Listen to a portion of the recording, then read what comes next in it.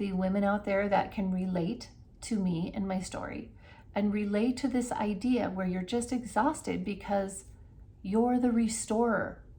That's the only way it's going to be if he reacts to you and your emotions and your cares and your concerns.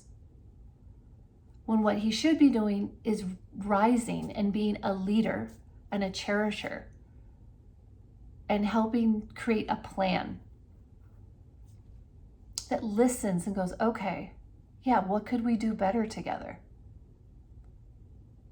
Okay, this video is from a woman's perspective in a heterosexual relationship when she's expressing her concerns or her emotions or, anything, and her man reacts and typically is reacting with defensiveness, and he feels beat down, he takes it personally, but typically he reacts with that defensiveness, or he just becomes silent and he shuts down. And he's not able to engage in a healthy conversation with her. He's not able to ask her, tell me more about that. He's not able to create a plan and demonstrate what I call is healthy leadership in the face of her concerns.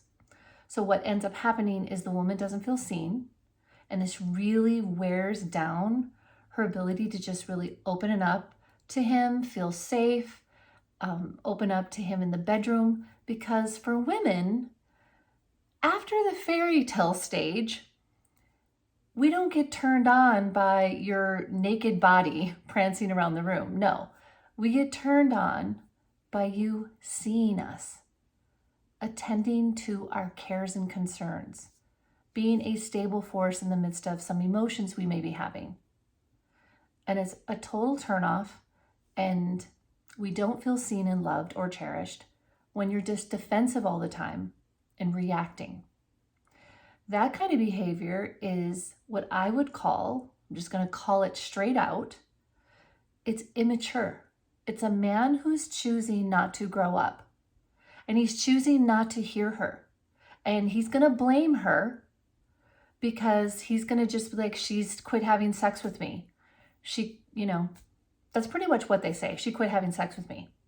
And they haven't dove any further to realize that it's because you're reacting to her. You're being defensive toward her. You're not seeing her. And you could go learn maybe how to respond, maybe how to lead, create a plan.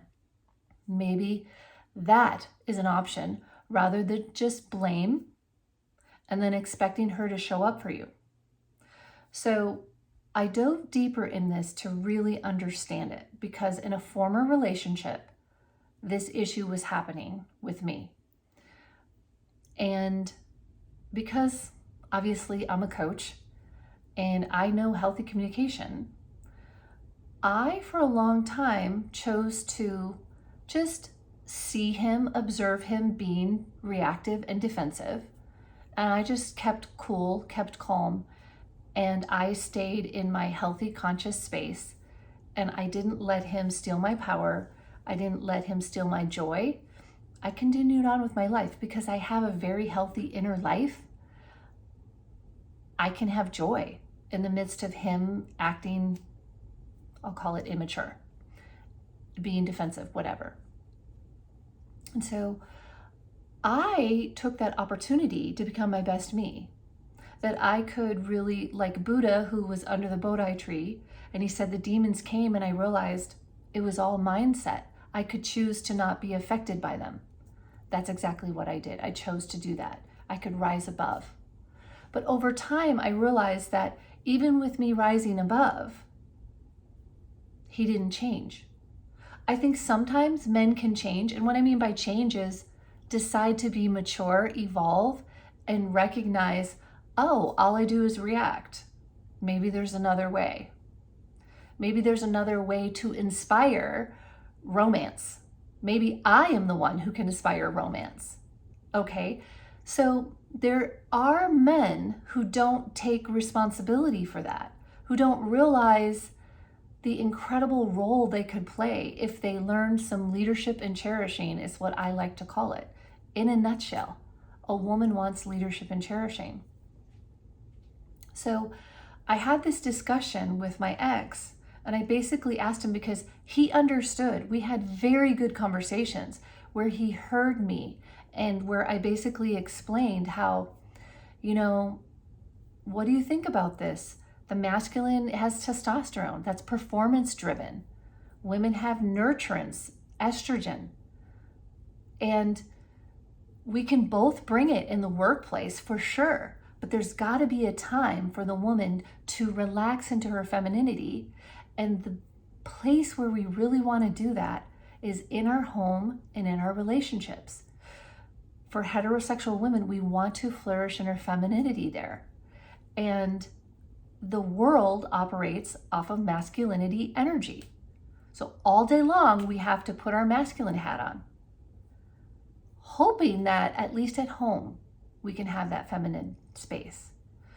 But if our partner reacts to us, every single time a man reacts and is defensive, if you haven't learned self-control and if you haven't learned to be like Buddha, is what I'll say, you will probably react back. And then it just gets very ugly, right? Or maybe you just shut down, who knows? But when you're not feeling seen and heard, it wears on a woman over time and she gets exhausted and tired. So my ex-mate did understand this. He understood the whole concept of male-female. He agreed. And yet, when it came to actually living it out, I didn't see any change. I even offered ideas for when he feels like he wants to react, that, he could give me a sign. He could be like, okay, I don't think I feel very strongly like I'm going to react and be defensive.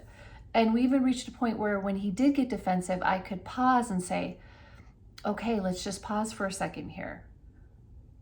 You're being defensive, and what's another option here?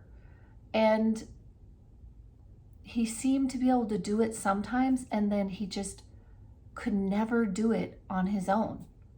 And he would get even more stubborn and dig his heels in.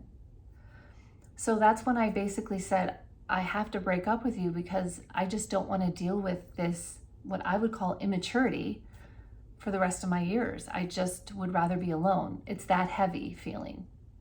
And I was able to break up in a very healthy way. I basically said our values don't align. And it's true, our values don't align. I value being conscious. I value healthy communication. I value not reacting. And he hasn't chosen to evolve beyond that. So our values don't align. And so it's been an amiable breakup, but I've been able to ask him questions. And so I point blank asked, you've known and you still are defensive. I said, what that looks like to me, the woman, is selfish behavior. It looks narcissistic. It looks selfish, that you can only think about you at any moment. And it goes so far as this, is that it also puts the woman in the situation to be in complete control of being the restorer. And what I mean by that, especially in the situation I was in, if I shared any sort of concern, or he said that if he felt that I wasn't happy, so let's say I'm happy up here and he feels I'm kind of down here and he just feels that I'm not happy, he would match that or go lower.